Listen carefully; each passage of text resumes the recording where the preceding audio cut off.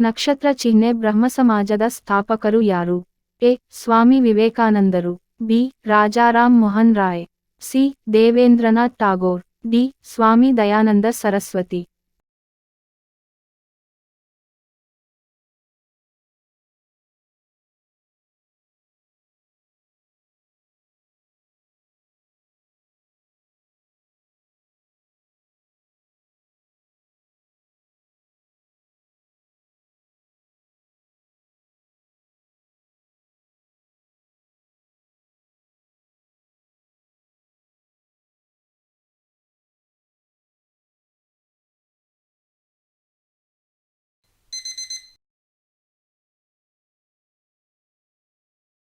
ಸರಿಯಾದ ಉತ್ತರ ಬಿ. ರಾಜಾರಾಮ್ ಮೋಹನ್ ರಾಯ್. ಉತ್ತರ ಏನಾದರೂ ತಪ್ಪಿದ್ದರೆ ನಮಗೆ ಕಾಮೆಂಟ್ ಮೂಲಕ ತಿಳಿಸಿ.